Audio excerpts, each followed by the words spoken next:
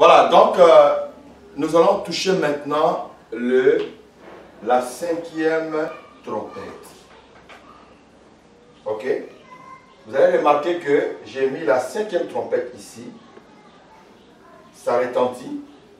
Et voilà les fléaux. 5e trompette. Vous allez comprendre, l'autre fois, je vous disais que les chapitres 8 de l'Apocalypse concernant les trompettes vont de pair avec le chapitre 16 de l'Apocalypse. Parce que là, nous voyons le fléau. C'est ainsi que nous voyons cette coupe qui est renversée. Vous comprenez? Et puis le fléau se déverse. C'est la même chose ici. Les 3 autres trompettes là, dès que ça retentit, il y a toujours des fléaux qui vont s'abattre. Nous avons le chapitre 16 qui continue toujours. Les fléaux. Il continue. Ok?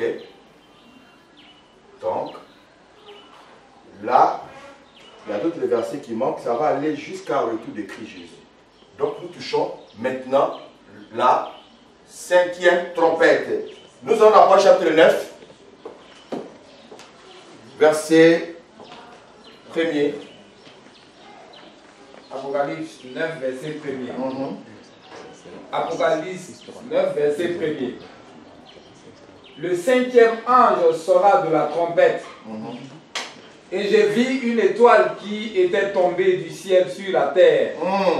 La clé du puits de l'abîme lui fut donnée. Ok. Arrête un peu là, on va expliquer étape par étape pour qu'on ait un peu vite. Regardez bien ici. On dit, quand la 5e trompette, vas-y. Le 5e ange sonna de la trompette. Bien, le 5e ange sonna la trompette. Et j'ai vu une étoile qui était tombée du ciel sur la terre. J'ai vu une étoile qui était tombée du ciel et sur la terre. Maintenant, regardez, on va penser peut-être que c'est un astre qui tombe. Quand je parle d'astre, c'est un astre naturel, hein? Étoile. Ok? Mais regarde maintenant où on va comprendre que ce n'est pas l'étoile naturelle. Regarde ce qui suit, dit quoi? La clé du puits de l'abîme lui fut donnée. Ah, on donne la clé à l'étoile. La clé de l'abîme lui fut donnée. Donc là, on comprend que ce n'est pas étoile naturelle. Il s'agit vraiment d'un ange. On se comprend? C'est-à-dire, cet ange-là avait le pouvoir sur l'abîme en question. Mais, comme il n'avait pas la clé, c'est là maintenant qu'il lui donne la clé pour ouvrir l'abîme. On se comprend? Et Apocalypse chapitre 9 nous donne le nom de l'ange là, qui reçoit la clé. Je poursuis au verset 2. Attends d'abord, on va aller doucement pour ne pas se précipiter. Lis le chapitre 9, le verset 1. Je reprends, c'est ça? Chapitre 9. Apocalypse 9, verset 1. C'est ce que j'ai lu tout à l'heure. Non, verset 10. Voilà, verset 10. Apocalypse 9, verset 10. 10 à 12, je vais vérifier si c'est ça. Elles avaient des queues semblables à des scorpions et des aiguillons, et c'est dans leur queue qu'était le pouvoir de faire du mal aux hommes pendant 5 mois. Elles avaient sur elles comme roi l'ange de l'abîme. Vous voyez, et elles avaient sur elles comme roi l'ange de l'abîme. Son nom c'est qui? Vas-y. Nommé en hébreu Abaddon. Nommé en hébreu Abaddon. Et en grec Apollyon. Amen. C'est lui qui était le roi et l'ange de l'abîme. On comprend? Et c'est à lui qu'on a remis quoi? La clé. Son nom était Abaddon. En hébreu et Apollyon en grec. Qui veut dire simplement les destructeurs. Cet ange-là. Donc un destructeur, c'est un démon, n'est-ce pas? Voilà. Donc, on lui donne la clé de l'abîme pour ouvrir. Or, l'abîme, c'est un gouffre profond, ténébreux. Quand on parle de gouffre, c'est ce que ça veut dire, non? Gros trou. Gros trou profond, très distant, sans fin, et c'est sombre. C'est là-bas que Dieu a emprisonné certains démons. C'est-à-dire, avant d'avancer, pour continuer la lecture, je voulais vous éclairer l'histoire de la Bible en question. Amen. Et suivez-moi très attentivement. Et là, je disais que cet enseignement, il faut le dispenser dans vos églises. Pour que les gens comprennent.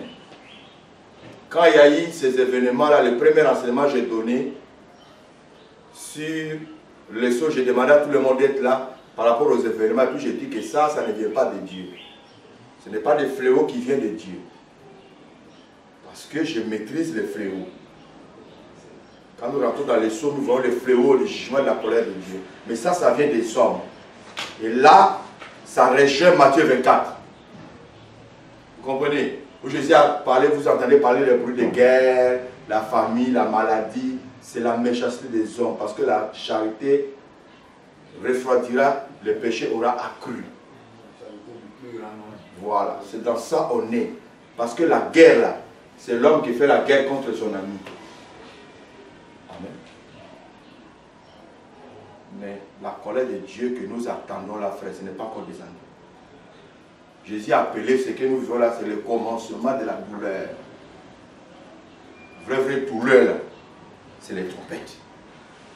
C'est ce que Jean-Baptiste a dit. Qui vous a appris à fuir la colère, hein, à venir. Amen. Qui vous a appris à fuir la colère à venir. C'est cette colère-là qui va s'abattre ici dans les jugements. Donc, nous devons comprendre une chose que je vais vous éclairer tout à l'heure. J'aimerais que vous me suivez très attentivement parce que je vais donner certaines références qui vont nous aider vraiment à être éclairés. Ok. Comprenez une chose. Quand Satan a péché et que Dieu l'a chassé du ciel, nous avons étudié que Satan est descendu avec combien d'anges? Un tiers d'anges qui sont descendus avec lui. Frère, parmi ces anges-là, il y a eu d'autres anges qui sont très méchants et diaboliques. Ces anges-là n'ont pas besoin de rentrer dans le corps humain pour vivre. Je parle des anges déchus. Eux là, ils se manifestent avec les corps physiques. C'est-à-dire que vous le voyez vite. C'est comme ça que vous voyez, il y a certains films, on montre vraiment les démons. Les démons existent. Mais pour que tu le vois, il faut que tu aies un corps aussi, des yeux spirituels. Tu vas commencer à voir les démons qui sont spirituels. Mais là, les démons en question, ils sont tellement méchants, ils font tellement peur. Dieu a vu que ces démons, je ne peux pas le laisser pendant que les gens sont encore vivants, l'église est encore là. Qu'est-ce que Dieu va faire? Il va s'occuper de ces démons-là pour les enfermer dans la Bible. Ils sont réservés pour les grands jours du jugement. Jugement là, ce n'est pas pour être jugé. Jugement là, c'est les trompettes. C'est-à-dire les jours de la colère. C'est comme nous voyons dans le livre de Daniel. Il dit celui qui va adorer un autre roi, excepté toi, le roi, pendant à l'espace de 30 jours, il sera jeté au fosse aux lions. Donc, ils ont pris soin de préparer les lions affamés. Bien enchaînés, ils ne mangent pas. Les lions étaient prêts. Donc, dès qu'il y a quelqu'un qui rentre là, frère, il n'y a pas pardon. Et c'est comme ça que Dieu va enfermer les démons méchants dans les abîmes. Donc, et depuis ils ont été chassés là, ils n'ont jamais exercé. Ils attendent le grand jour qui est réservé. Allons rapidement dans 1 Pierre, nous allons comprendre ce que je suis en train de dire. Vous n'avez pas pensé que je suis en train de raconter des racontables. On va prendre d'abord 2 Pierre chapitre 2, verset 4, avant la lecture.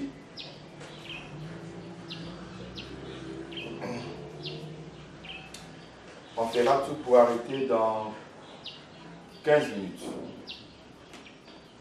2 Pierre 2, chapitre 4, verset 4.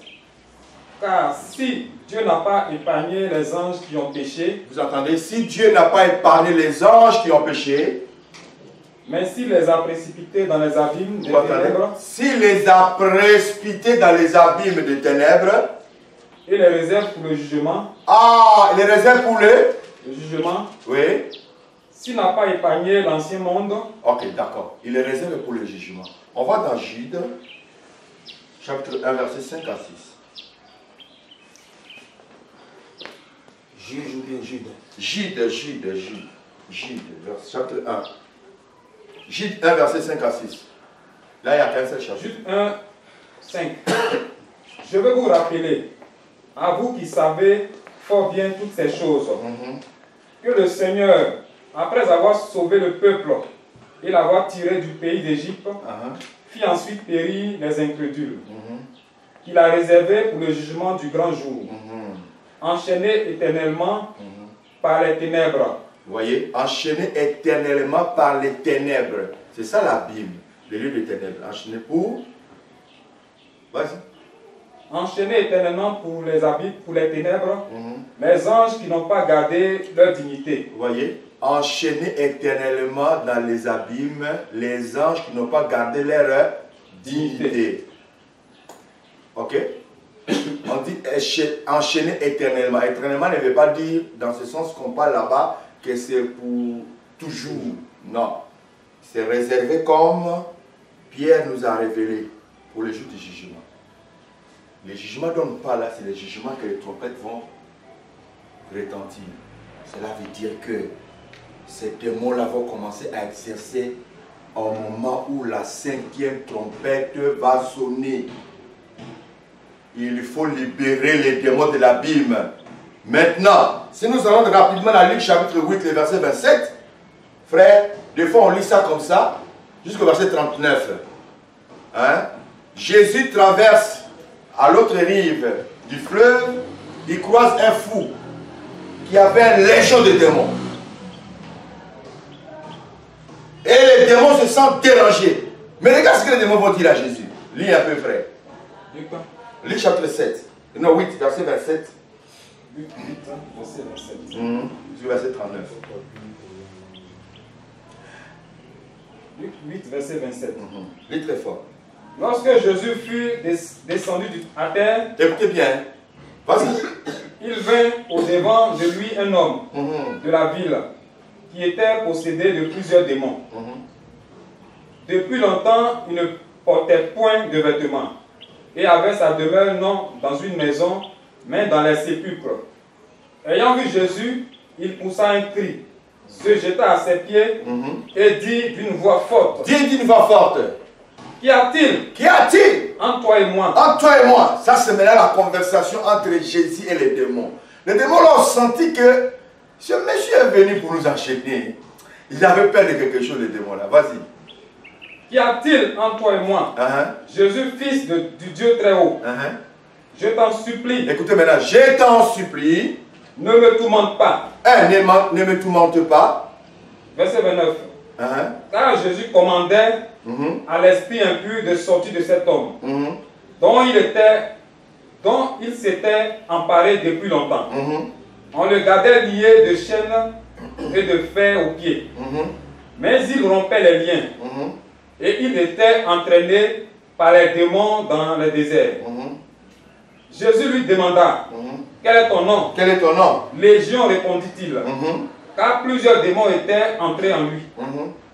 Et il priait instamment Jésus de ne pas leur ordonner d'aller. Bien. Il pria instamment Jésus de ne pas leur ordonner d'aller. De ne pas leur ordonner d'aller où? Dans l'abîme. Dans l'abîme.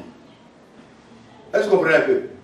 C'est-à-dire que les démons là, ils ont supplié vraiment le Seigneur. Je sais Dieu, Christ le Fils de Dieu, très haut. Mais nous t'en supplions de ne pas nous envoyer dans l'abîme. Parce que l'abîme c'est la prison. Dès que tu vas là-bas, on t'enferme. Tu ne sortiras pas tant que le temps marqué n'est pas arrivé.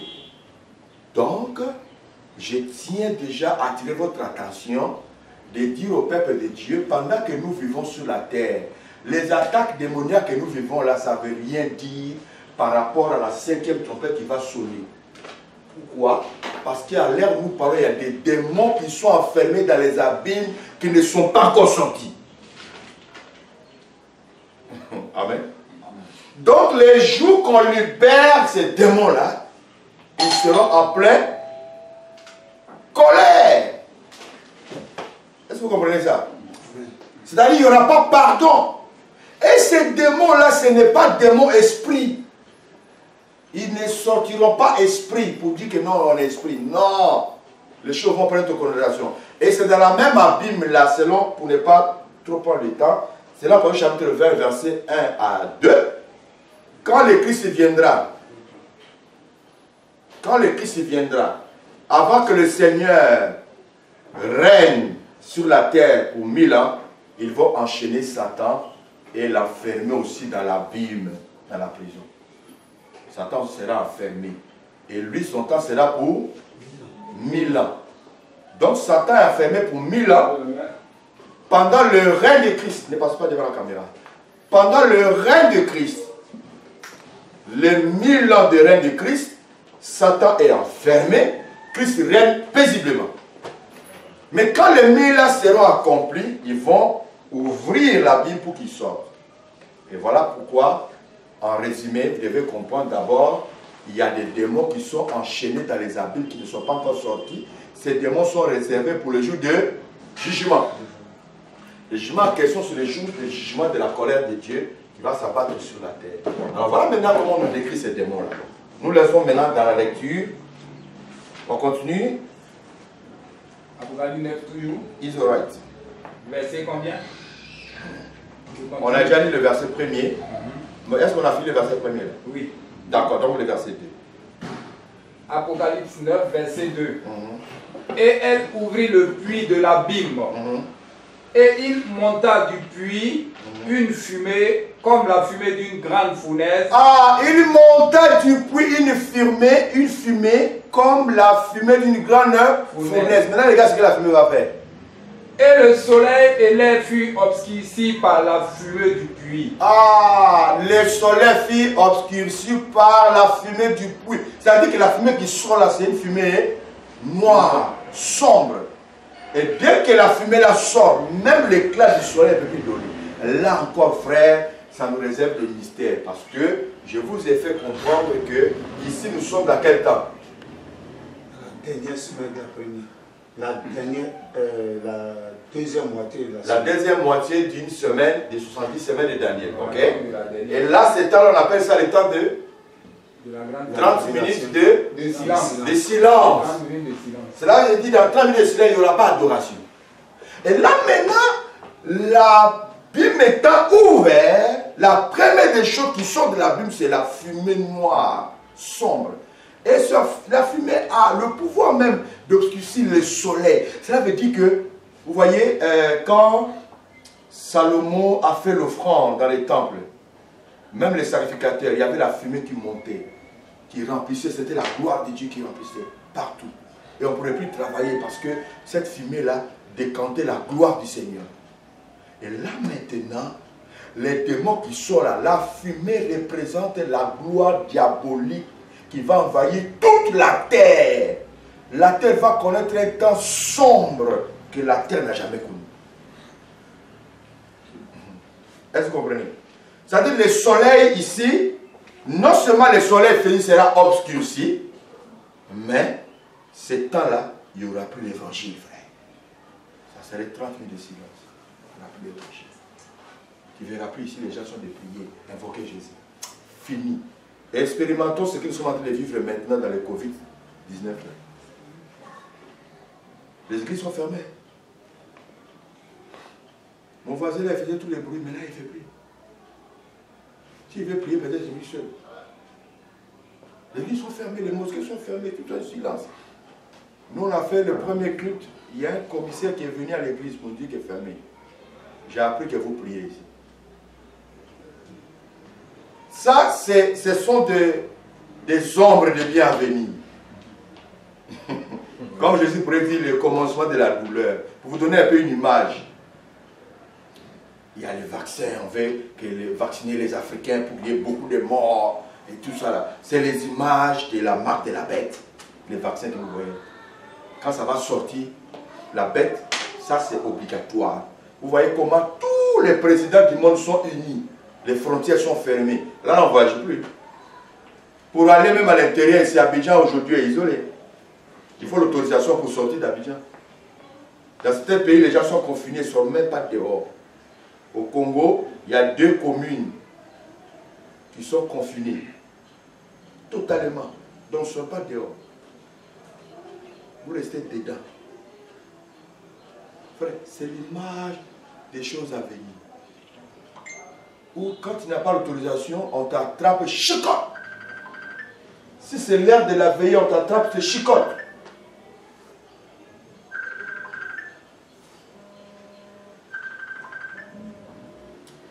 C'est l'ami qui m'appelle les États-Unis. Donc, c'est l'ombre des choses à venir qui vont y arriver.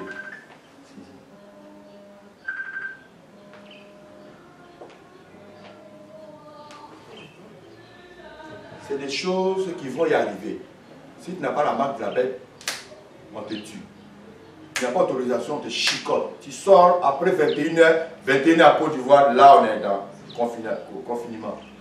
On ne sort plus. Couvre-feu, ils appellent ça. Tu sors, chicote. C'est les images de ce qui va arriver, frère. Quelqu'un comprend? Okay. Là maintenant, la fumée prend le monde entier, c'est-à-dire la gloire diabolique qui va envahir toute la terre. Ça serait un temps sombre que la terre va connaître. Il n'y a plus l'évangile. Parce que là, les 2 témoins sont morts. L'église folle est morte. Les 144 000 martyrisés. Il n'y a plus les adorateurs. C'est fini, c'est le temps sombre. Maintenant, regarde maintenant les procédures. Qu'est-ce que les bêtes là qui sortent, ils vont faire? D'abord, on nous donne d'abord les formes, on lit la suite. Tu restes là toujours, hein? Verset 3. Apocalypse 9, verset 3. Ils ont une mission à leur donner.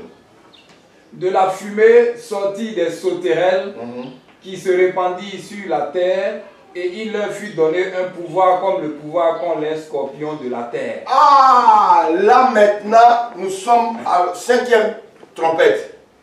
Vous comprenez un peu? Dès que lui sonne, voilà les choses qui se manifestent là.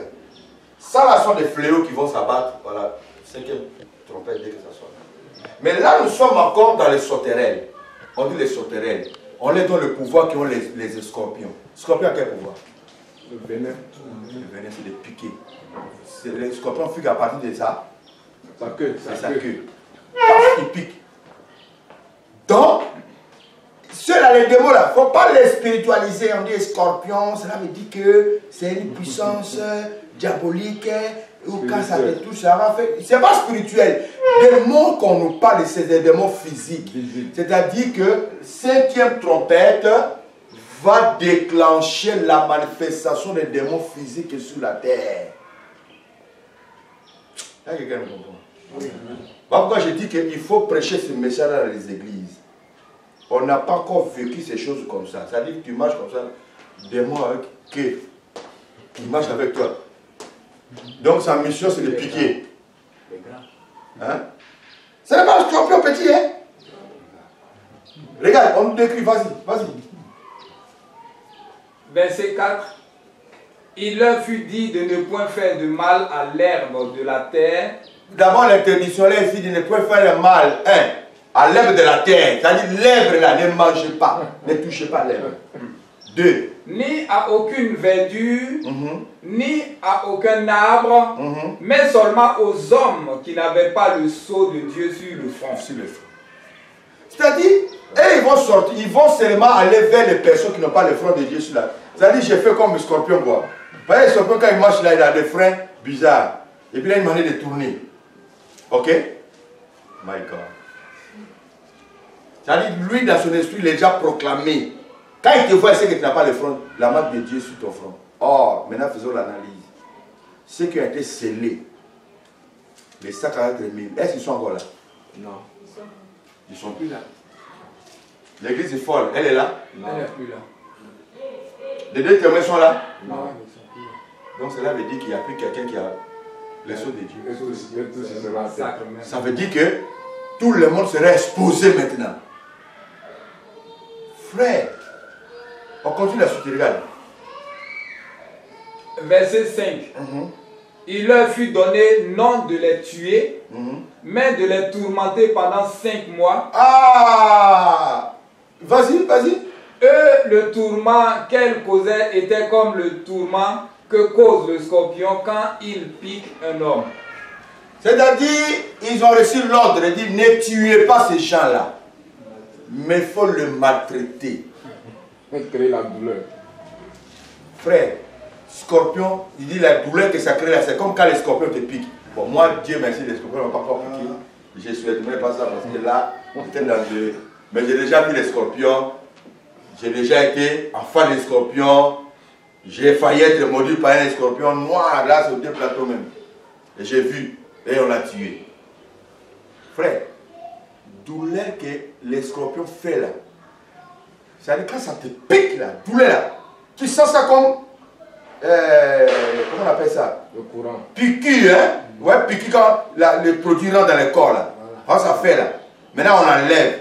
Ça reste, mais la douleur commence à se pendre dans le corps. Tu sens ça, tu commences à crier. Pendant 5 mois. Et là, tenez-vous prêts parce que la Bible dit que les hommes vont chercher la mort. Ils ne vont pas trouver. Lis le verset 6 là. Verset 6. En ces jours-là, les hommes chercheront la mort et ils ne la trouveront pas. Ah! Ils désireront mourir et la mort fuira loin d'eux. Ils chercheront la mort et ils ne la trouveront pas. Ok? Frère, cherchons la mort. Comment l'homme peut chercher la mort? Et tu peux monter sur le 23e. Tu te jettes. Ventre est cassé, mais tu ne meurs pas. Les intestins sont sortis. Il est vivant. Les intestins sont dehors. Est-ce qu'on peut venir? Plus qu'intestin là. Oh my God. Ça serait horrible. Tu prends un couteau, tu mets dans ton cœur, c'est déchiré, le sang sort, mais tu ne meurs pas. Il n'y a plus de sang dans ton corps, mais tu ne meurs pas. La Bible dit, la mort va fuir loin d'eux. Donc la mort là aussi, c'est un esprit. Hein? Dieu éloigne la mort, il éloigne ça. Les gens vous cherchent la mort. Tu prends corde, tu mets sur toi, tu te laisses. Tu es là, tu te bats, tu ne meurs pas, mais corde est là. Jusqu'à dire, venez couper. On coupe là. Donc, ça serait un temps très horrible. Et là encore, la Bible nous décrit un peu la forme aussi des sauterelles. Voilà, vas-y. Verset 7. Ces sauterelles ressemblaient à des chevaux préparés pour le combat. Ah, voyez comme je vous ai dit, ressemblaient à des chevaux préparés pour le combat. Je vous ai parlé des lions de Daniel, non? C'est-à-dire que tous les cas, ils étaient dans la Bible. Et même, je dis, les juges, je vais sortir. Regarde un peu, on est dans les confinements. On ne peut pas se retrouver librement et tout. Frère, les jeux vont enlever ça. On dit maintenant, le confinement est terminé. Vous pouvez vous retrouver, embrasser, sortir, promener, couvre-feu enlevé. Ah! Tu vas attendre, j'ai dit, ces jours-là, les marquis vont chauffer le coin. Moi, en sortant de la cité ici, là, sur la route, là, il y a des marquis qui ont pris les quartiers qui ne sont pas là. Frère, ça dit, les marquis là sont alignés. Tu traverses là, dès que tu finis marquer la deuxième là, lui il chante de 30 ans. Donc, ça prend partout. Aujourd'hui, tout est calme. Tu peux prendre ta Bible, aller méditer là-bas sans problème. Donc, Covid-19 aussi a arrangé certaines choses dans certains domaines. On est d'accord? Amen. Donc, là, ça devient du sérieux. Voilà le message qu'on doit prêcher dans les églises, pour que les gens comprennent. Ce n'est pas les scorpions, machin spirituel, non, physique. Ils vont se préparer déjà pour le combat, frère. Ils s'attendaient à ça, les jours on sort ici. L'homme qu'on va croiser sur notre chemin, il va sentir. Maintenant qu'ils sont sortis. Vous allez voir que malgré qu'ils sont sortis, mais ils ressortent les ordres du ciel. C'est-à-dire le Père les donne les ordres. Voilà vos limites. Voilà ce qu'il faut faire, voilà ce qu'il ne faut pas faire. Que ce soit démon, peu importe ce que tu es, Dieu a toujours le pouvoir sur eux. Dieu les donne toujours des limites d'opérer. On continue. Il y avait sur leur tête comme des couronnes semblables à de l'or, et leurs visages étaient comme des visages d'hommes. Vous voyez, là maintenant on décrit les formes. Ils avaient des couronnes comme de l'or, c'est-à-dire c'est des rois et reines en maître. Et les têtes étaient comme les têtes, les visages étaient comme les visages d'hommes. Moi, j'ai jamais vu un scorpion comme ça. Alors regarde la taille, la forme, et puis ils marchent comme l'homme. Ils sont préparés comme des chevaux. Voilà, donc il faut venir. Il y a une image maintenant en Amérique, on fait des chiens mais qui ont le visage d'homme. Voilà, c'est pour nous dire les choses qui sont venues. En fait, donc on va aller vite parce qu'il me reste, voilà.